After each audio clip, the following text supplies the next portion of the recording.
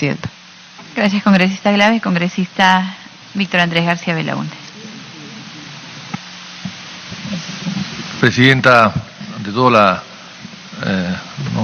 como soy accesitario a la comisión no titular, no había estado en el momento que usted asumió la presidencia, así que aprovecho para desearle todos los parabienes a su nueva gestión. También quiero saludar a la presencia del ministro Ceballos, que ha sido un destacado parlamentario, y esperemos que sea un destacado ministro. Tiene una gran experiencia parlamentaria que lo va a ayudar. Lástima que el presidente Vizcarra no tenga experiencia parlamentaria y no sepa cómo tratar con el Parlamento. Pero en fin, es un tema que no se puede, en todo caso, subsanar.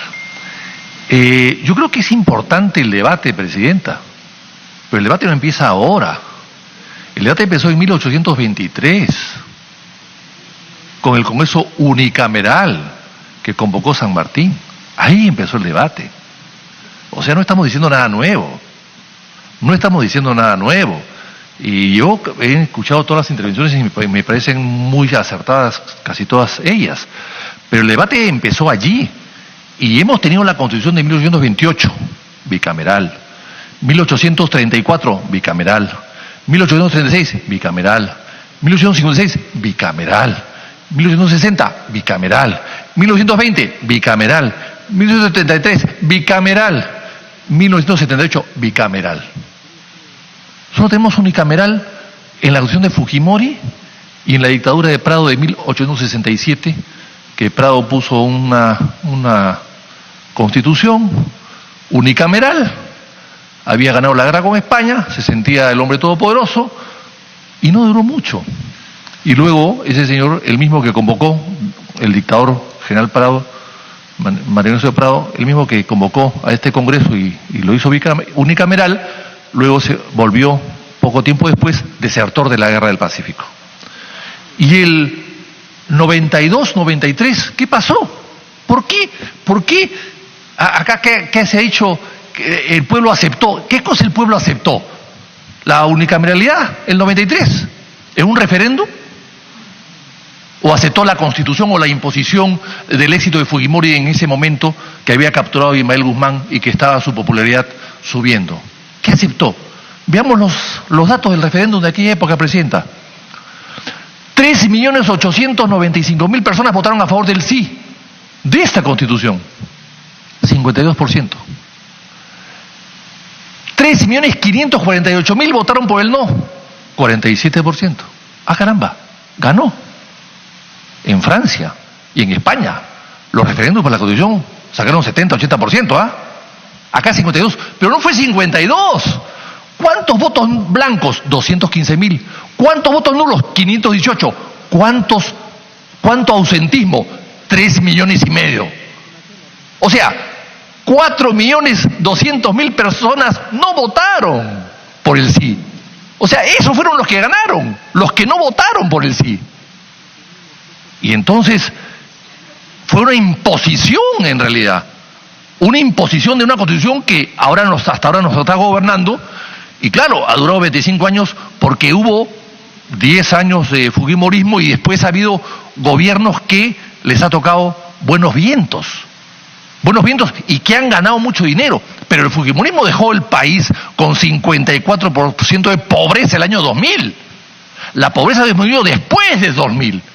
Con el boom económico del Perú, con el crecimiento inmensamente grande del Perú. Pero eso se debe no solamente a los gobiernos que pasaron por ahí, sino al contexto internacional. Ahora, ¿qué se dijo el año 92 para cambiar la Constitución o para llegar a esto que hoy día estamos discutiendo? En febrero, Presidenta, del año 92, en la Comisión Permanente, nosotros planteamos, y yo concretamente planteé, la censura del ministro de Defensa de aquella época, Víctor Malca Villanueva. ¿Por qué? Porque el Moza Ríos en diciembre, cuando tomó el poder o asumió la jefatura del ejército, había declarado que el Congreso era una obstrucción al gobierno de Fujimori. Y entonces yo planteé una censura al ministro, una convocatoria de un Congreso extraordinario para censurarlo. Pero claro, no tuve respaldo, entre ellos de Luis Alberto Sánchez, que no veía bien el futuro del Perú en ese momento, y siendo un hombre inteligente y con mucha experiencia, no se dio cuenta de lo que venía. Eso fue en febrero. Y yo advertí en febrero que venía un golpe, y el golpe vino el 5 de abril. Pero a las 2 semanas, a las 3 semanas. ¿Y qué se dijo para cerrar el Congreso? Que era muy caro. ¡Ah, caramba! Un Congreso con 240 personas costaba 25 millones de dólares, acá yo lo he dicho en el mundo del águila, 25 millones la Cámara Baja, de dólares. ¿Por qué? Hay que hablar en dólares para poder tener una moneda estable, digamos, una moneda que no cambia de valor, por lo menos no tan drásticamente. 25 millones de dólares costaba la Cámara Baja, 15 el Senado. O sea, 40 millones de dólares. Hoy día con 130 congresistas tenemos una Cámara unicameral que cuesta 204 millones de dólares.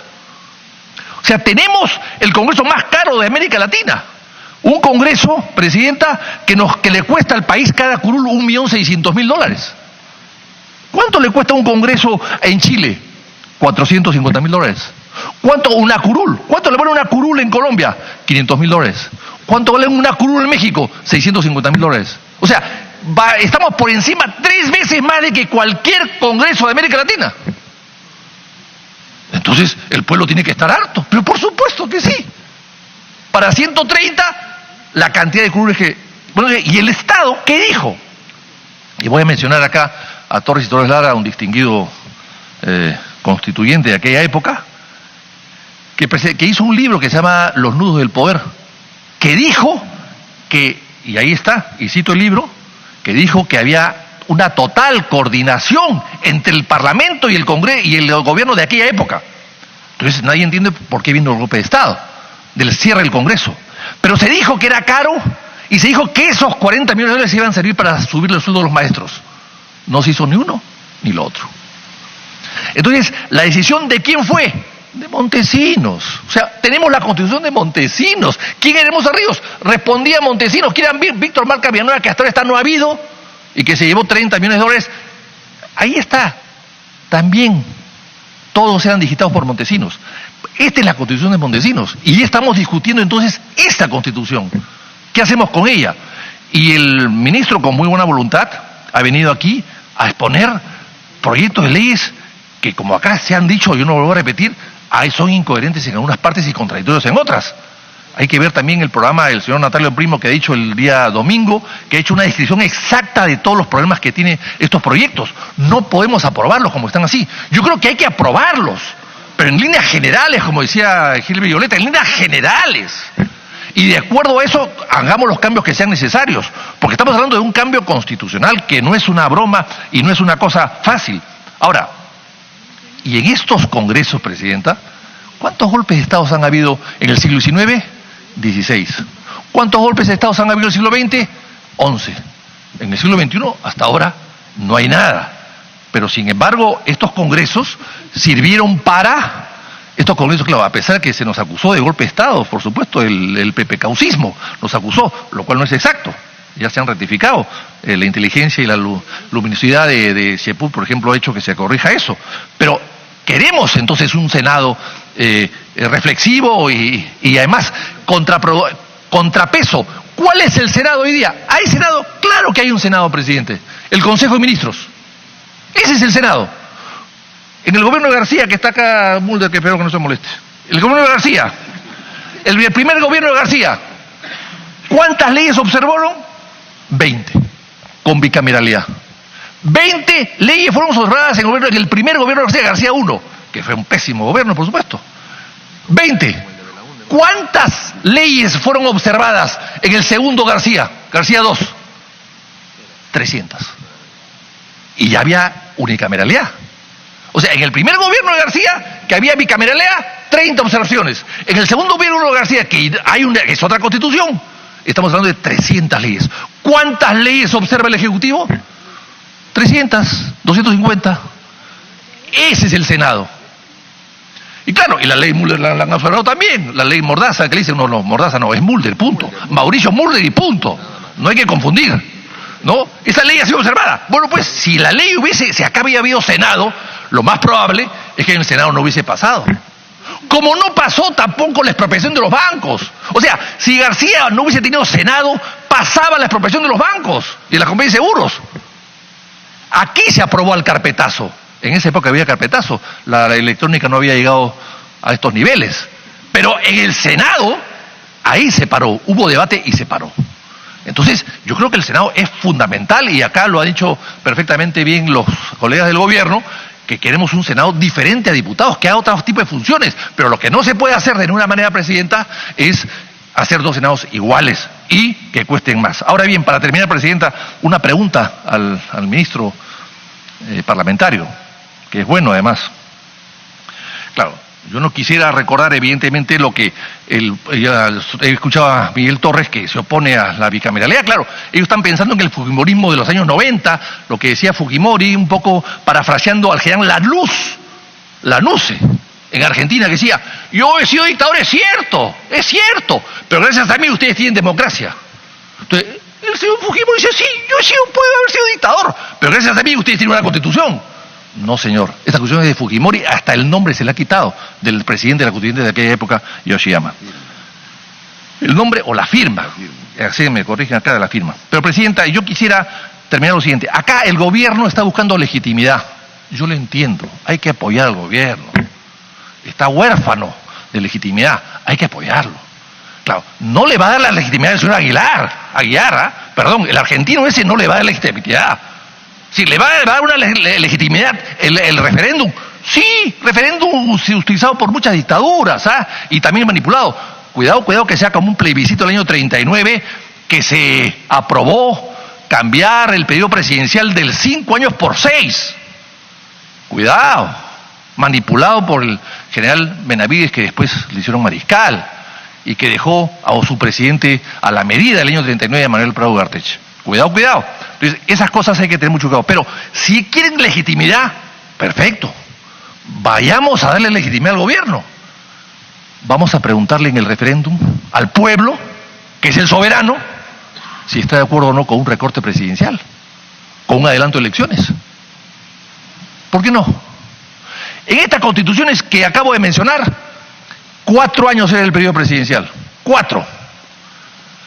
Luego, el Congreso del Constituyente del 33 lo eleva a 5. Y este plebiscito mañoso, tramposo de Benavides, el año 39, lo elevan a 6. Y después la Constituyente de Víctor Raúl, ahí la Torre, lo baja a 5. Pero tradicionalmente, históricamente, los gobiernos han sido de 4 años en el Perú. Y ha habido gobiernos magníficos de 4 años. Los líderes que asumían el poder sabían lo que tenían que hacer. Alguien que sepa cómo gobernar, o que sepa los problemas del país, o que los conozca, va a poder gobernar bien en 4 años. Pero si salen a las elecciones presidentes a experimentar y aprender, bueno, van a acabar como Kuczynski probablemente. Pero el que sabe, 4 años le es suficiente. Y el que no sabe, ni 5 son suficientes. Ni 5. Entonces, yo creo que la pregunta es esa, señor presidente, y le traslado la pregunta al presidente. ¿Están de acuerdo el gobierno en colocar una pregunta que diga: señor, al pueblo peruano, ¿está usted de acuerdo en adelantar las elecciones?